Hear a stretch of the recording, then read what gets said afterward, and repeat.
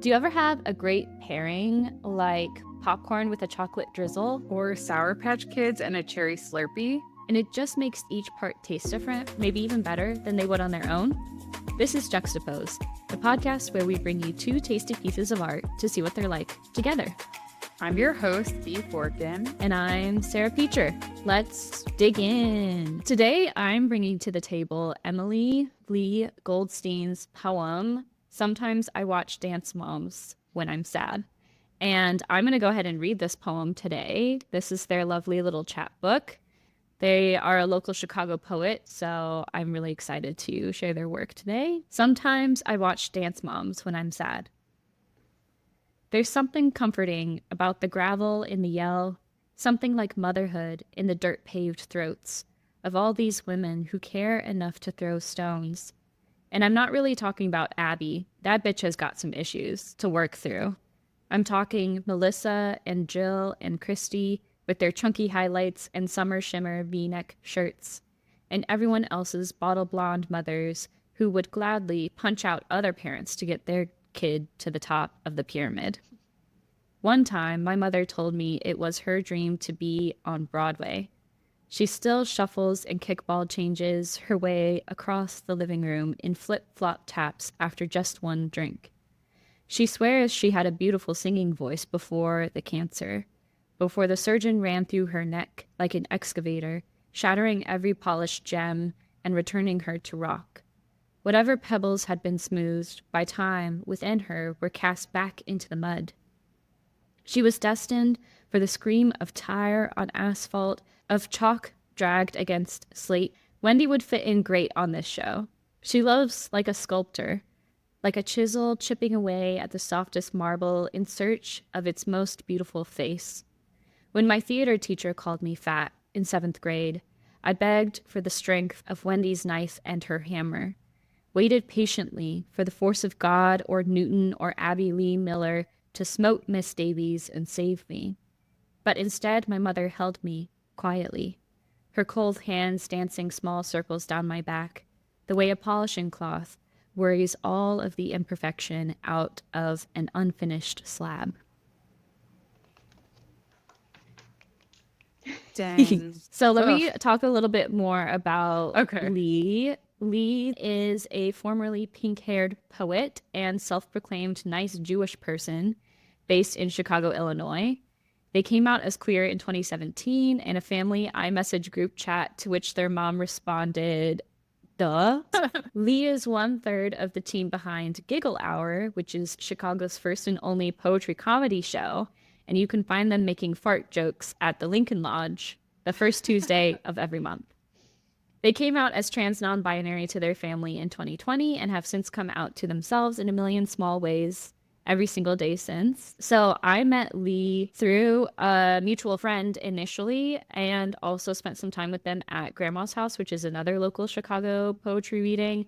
And like their bio says, they host that series called Giggle Hour, which is meant to be a poetry show that's not a total bummer, which I really appreciate. I still have yet to go to one, but I love the intention set of just like, let's have poems and also let's have fun. It's great that poetry can also talk about really serious topics, but sometimes you just want to giggle. I also got the chance to reach out to them for this episode since I wanted to include them this season, but I also wanted to get some more insight into their chapbook, which is called Growing Pains. I'll show it again here. I love this little picture of them as a kid also, where they're like, they've got the mic and everything. So cute. So yeah, I have some really cool insight about how this chapbook came to be, thanks to Lee, who gave some really generous and thoughtful answers to some of the questions that I emailed them. Lee says that they were initially with this chapbook thinking about rot and decay and death, and thinking of that as a vehicle for processing grief when they realized they were trans, and they wrote this during the early days of COVID. So they initially wrote and workshopped the chapbook around 2020 and 2021 under a different title, The Villain is a Woman. But it wasn't really like working at that time, so they stepped away from it for 8 or 9 months.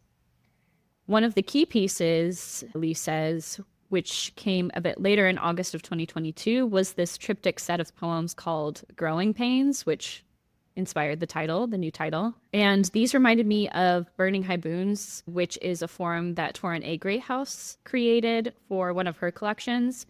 And if y'all aren't familiar with haboons, which is like the original form that these other forms have come out of, haboons are like a big paragraph block of text, sort of like a micro memoir essay moment, like very similar to haiku of like capturing a moment in time. And then they do actually have a little distilled haiku below that big paragraph that's above it. So it's a little bit of a combination of sort of like a prose poem and a lyric poem together, which is really cool. And so then Torrin A. Greathouse took the haboon and created a burning version of it, which is a form that includes erasure. So that initial block of text would get some of it erased, and then there would be another smaller poem, and then finally there would be a haiku-esque poem derived from that second poem. So there's that process of elimination that gets down to like this little tiny thing at the bottom, but it's all derived from that first paragraph. And Lee said that they were inspired by a different poet, actually, Emma Younger, who has a chapbook called Stone Fruit Girls and also had some similar elimination poems. And that's what inspired Lee. And there's another series, another triptych that's sprinkled throughout the chapbook, which Lee said started as memoir prose and then eventually became poems as well.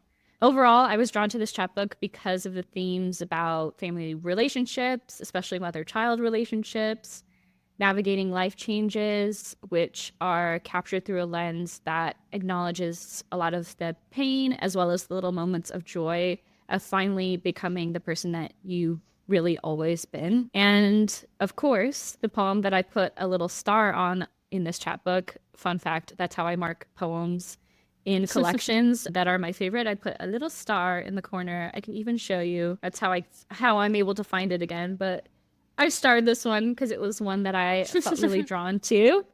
Was, of course, Sometimes I Watch Dance Moms When I'm Sad.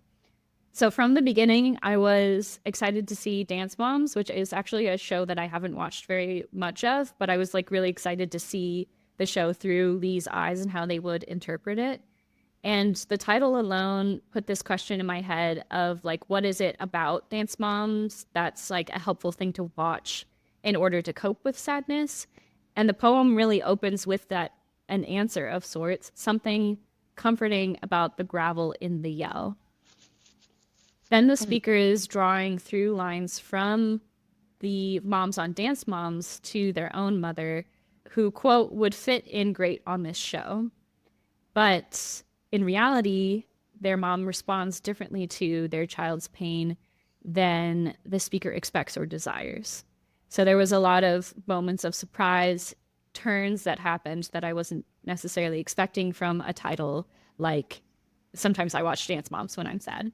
Lee says that this particular poem was written in December of 2021, which is a little bit later than some of the other stuff we were talking about before with the initial like manuscripts that they were working through.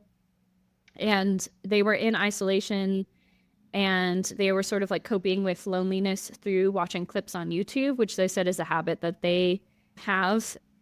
And their relationship at the time with their mom was a bit more strained, and they, quote, struggled to talk and not to yell, which I see channeled in this poem. And I think it was very interesting that they, when I asked about this poem, that's like the way that they phrased it as well. Lee also shared an earlier version with me of this poem, which was published in Vent magazine, and it had a completely different ending, one in which the speaker's mom turns away instead of embracing the speaker. This change from the earlier version to what ended up being published in the chapbook mirrors Lee's changes as a person, making their way through growing pains and reconnecting with their mom, though I think it doesn't necessarily entirely erase the pain of that change or the complexity of that relationship's history in those new closing lines. So that's all that I have to say. I'm excited to hear about what you're bringing to the table, B.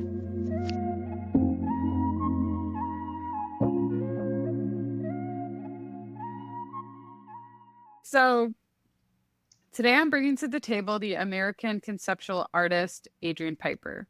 So, who is she and why does she matter?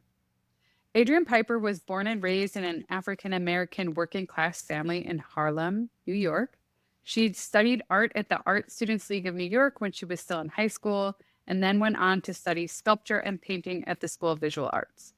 She then earned a PhD in philosophy from Harvard University and has balanced both an artistic and academic career throughout her life. She's still a working artist today, by the way. So her earliest work grew out of the conceptual art tradition. And for those who may not be familiar with what conceptual art is, I have a definition from the online Britannica Encyclopedia. So this is taken from there. Conceptual art is, quote, an artwork whose medium is an idea or a concept, usually manipulated by the tools of language and sometimes documented by photography. Conceptual art is more concerned with an idea versus a specific form. The American theorist and composer Henry Flynn is credited with giving a name to this movement in art in 1961, and then he later described it in an essay from 1963 called Concept Art. So conceptual art involved a redefinition of the traditional relationship between artist and audience. Like you saw kind of a breakdown of that barrier or wall. It empowered artists to operate both within and outside of the gallery system. And there's no one style used by conceptual artists from the 1960s, but certain trends emerged. So artists associated with the movement were attempting to push against the commercialization of the art world by stressing thought processes and methods of production as the value of the work. There is also a strong socio-political dimension to the work as well. So at the core of the conceptual art movement, though, is the idea of questioning the boundaries of art and what art is. So for anyone who's interested in learning more about conceptual art as a movement, I suggest watching a PBS video, which I'm going to link to in our blog post. So back to Adrian Piper. So her work gained a lot of attention in the 1970s and was concerned with its political dimensions related to race and gender and public spaces. So my encounter with her work was first in a modern art class in college, and I just fell in love with her. And then I was so lucky to actually encounter her work in an exhibition when I was an intern at the Brooklyn Museum of Art. So I never encountered the performance art pieces, but I've always admired her work just from reading about it. And then I saw her video work in a museum. And something that I found really striking about the work that I saw at the Brooklyn Museum is that videos, but they're like close up of her face and she's like talking directly to the viewer. And so as you're like moving around the gallery space, like you always hear her voice from wherever you are in this space. So I just thought that it was really cool in that way, and that it kind of stayed with the viewer, whether or you could engage with it, whether you were like in front of the piece or not. Much of her text and video work directly challenged the viewer or reader to not be a passive, neutral consumer of her work, but she was really demanding that the viewer, reader take a stand. She's worked in text, video, photography, and performance. So I found some background information about her performance art series that really brought her onto the main stage in the art world, which was called Catalysis. And it was performance art series from 1970 to 1971. And it involved all of these different like public performances. Something to know is that her audience didn't know whether they were viewing the art or not. One of the performances in this series involved her dressed in smelly clothes, and she would sit on a subway, and it was intended to elicit both a physiological and psychological reaction instead of an intellectual reaction that you would see in a lot of conceptual art. So one of the like most famous pieces from conceptual art that's like used a lot in examples is by the artist Joseph Kosuth, where he placed an actual chair in a gallery space next to a photograph of a chair, next to a printed placard of a dictionary definition of chair. Just wanted to give that background. Another one of the performances from the Catalyst series involved Piper wearing a wet paint sign in public. I found a really good YouTube video from Dr. Kim Gregory, who does an excellent job of breaking down that work of art, and I'm going to summarize a little bit of his analysis for us. So the performance has been read a few different ways. One read of the wet paint sign is that it evokes a do not touch sign, which critiques the female subject's position within the male gaze, which is in line with a lot of feminist art tradition at that time. Piper positions herself as the subject who is aware of the viewer's look and refuses to be passive.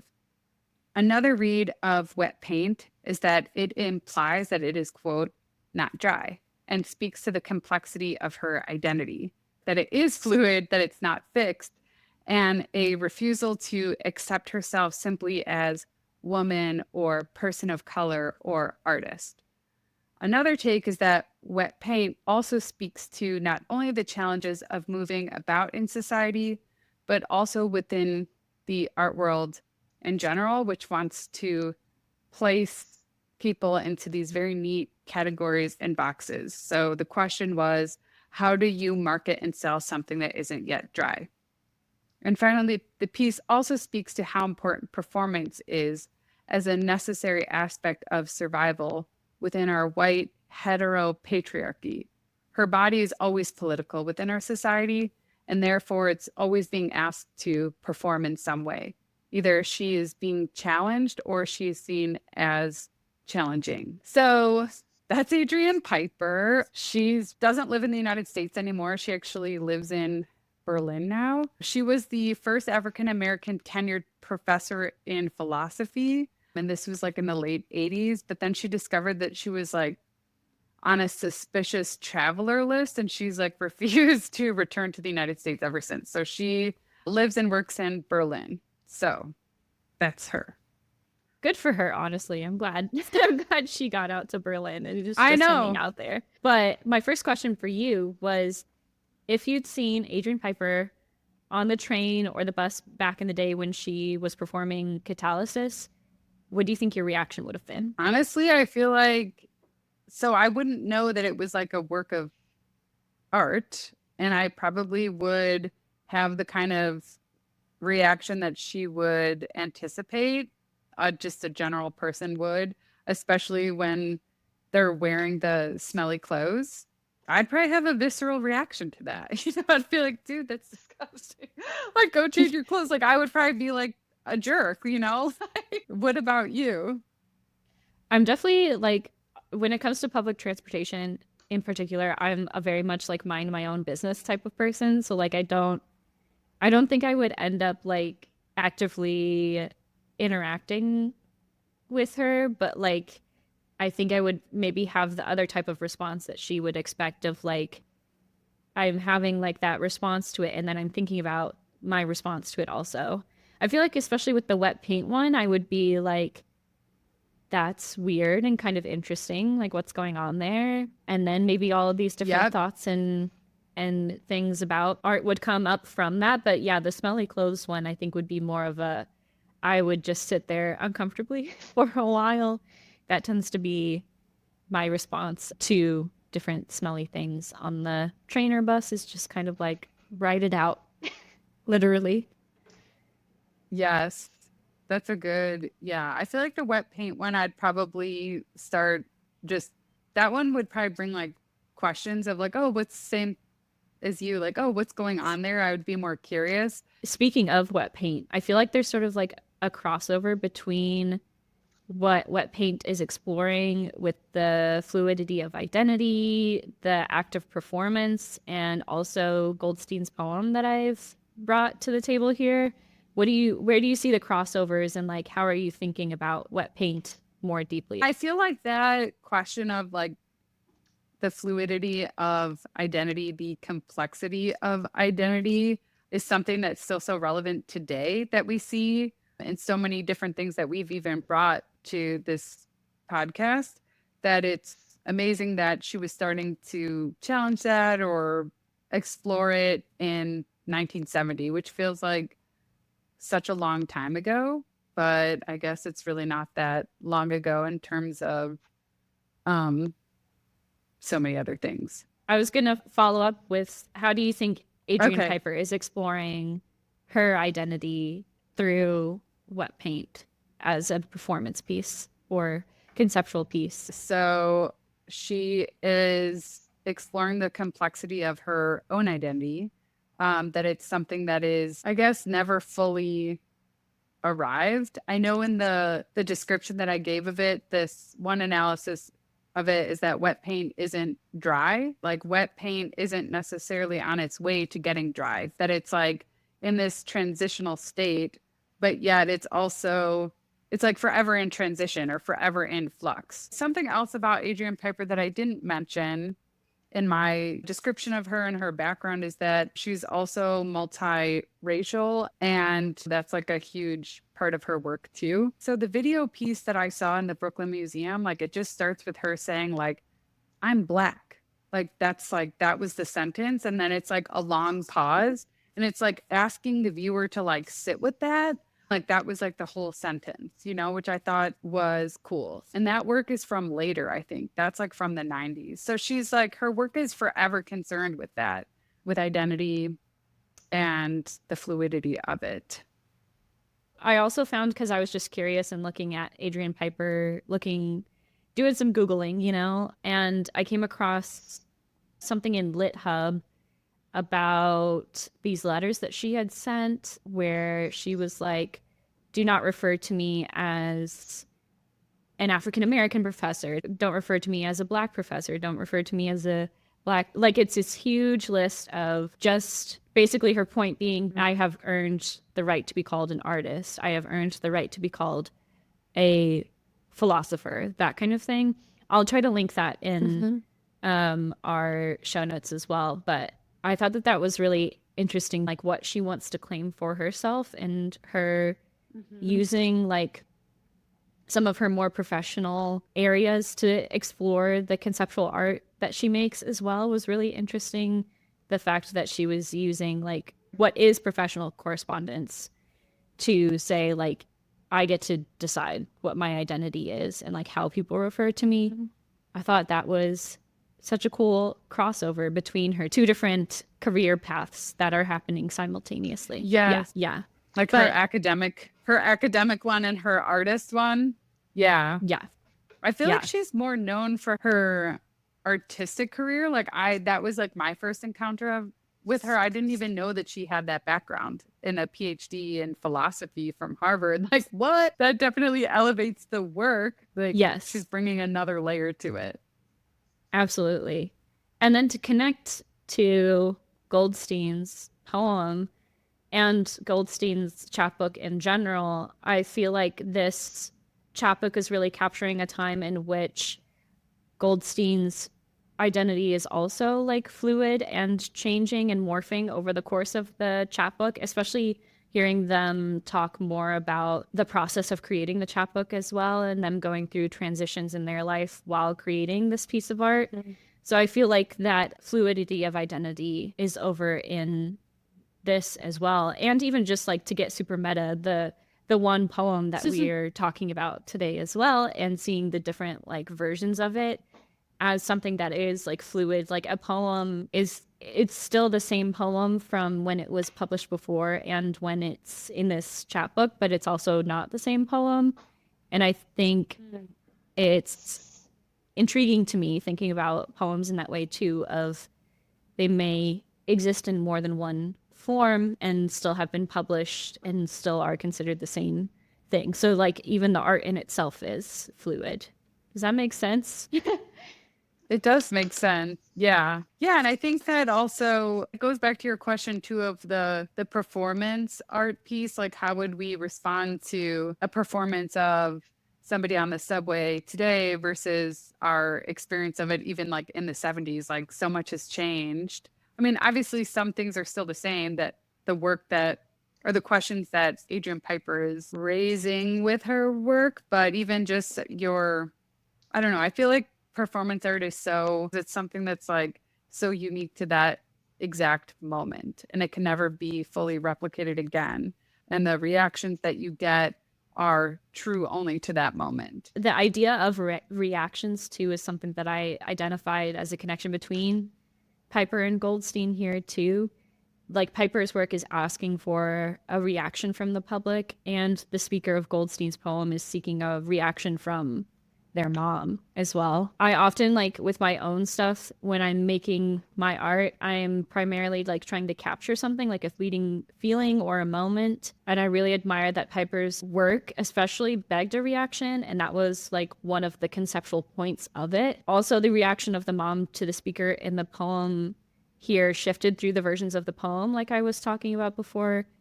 And that reaction shifts the entire trajectory of the poem.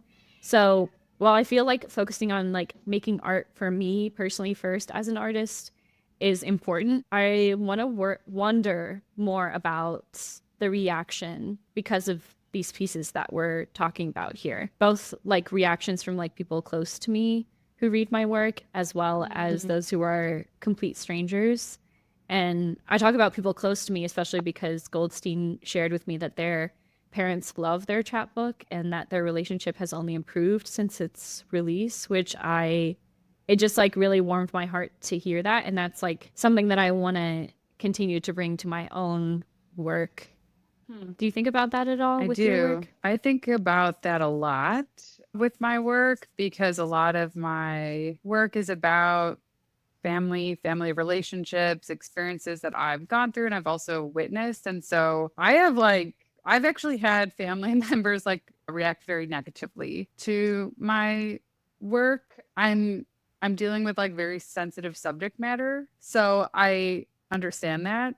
And I've actually like wanted to, I don't know, I've like really struggled with this, like wanting to not write about the stuff that I write about because of fear of how other people that are close to me will feel about it. But I've worked through that now, and I feel like I have every right to write about what I want to write about. And like my experience is my experience. And like I really believe that I try to bring like the highest level of intention to the work. Like I don't want to cause any harm to anybody.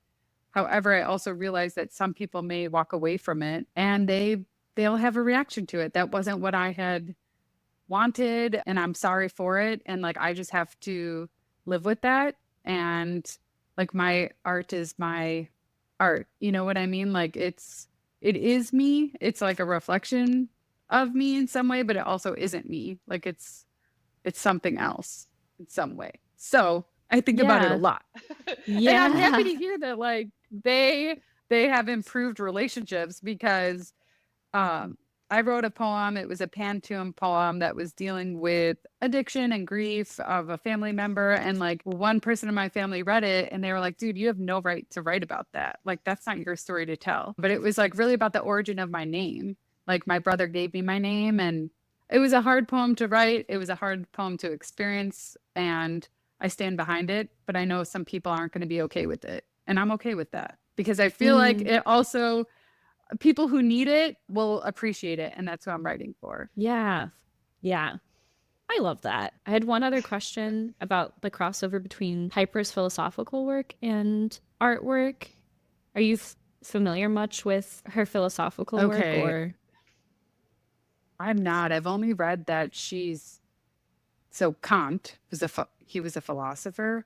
I don't Mhm. even know what his major questions were. Let's see, what did Kant say? We're learning together actively on this episode because I'm not Yes, we sure are. either. Okay, so the human understanding is the source of the general laws of nature that structure all of our experiences. Transcendental idealism. Morality is grounded in rationality.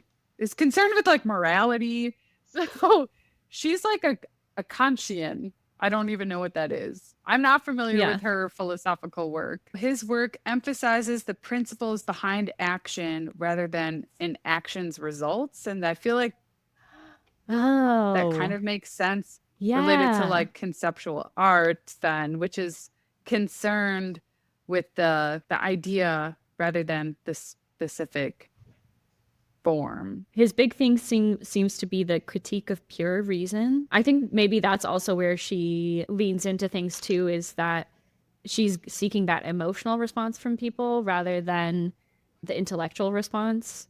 So following in Kant's footsteps to get people to be emotive, like to have those emotions and feel things too, and how that impacts their response to the world. So like I know with like Adrian Piper's work, she was trying to elicit more physiological or emotional responses. Like I can't take away like how intellectual she was with her approach to the work and like all of her like intellectual background with a PhD in philosophy. Like that's like the top, right? Like the top level Yeah. of Yeah. like intellectual inquiry or accomplishment. But Yeah. it's cool. That's what I feel like makes her work really brilliant, is that she is like thinking about things at such a high philosophical level, but it translates into her work in pretty simple and straightforward means and methods, but still gets this sort of deeper reaction than you might expect from something that is, hello, quite simple. Hi. I love when the cat family makes an appearance. You know, Of it's a good course. episode. Of course. Could we talk a little bit more about Dance Mom? Yes. Have you watched much Um, Dance Moms? yes, I watched it like many, many, many years ago and felt like it was like a reality, like horror show of like mocking these moms who were like trying to live vicariously through their daughters. And like, I feel like it showed these moms in like a very one-dimensional way. And so I was very much intrigued by this poem by like bringing that in there of like, I don't know, expanding our view of even what that show is. And the title of Yeah. the show, everything about it. So like I was so excited just by the title alone of this poem. Yes. Yeah. I also like from a distance seeing clips of Dance Moms and stuff like that. Didn't JoJo Siwa also come out of Dance Moms, or am I thinking of someone else? Yeah, JoJo Siwa got her start on Dance Moms as well. I just always felt like it was like it's a dramatic show, so like there's always like drama happening.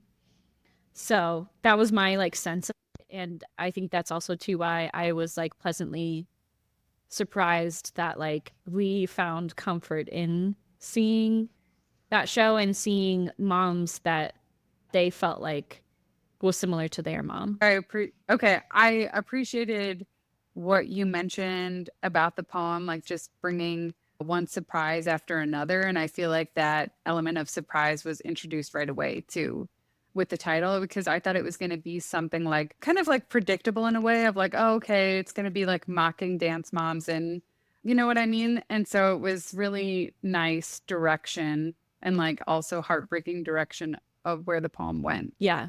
Yeah, absolutely.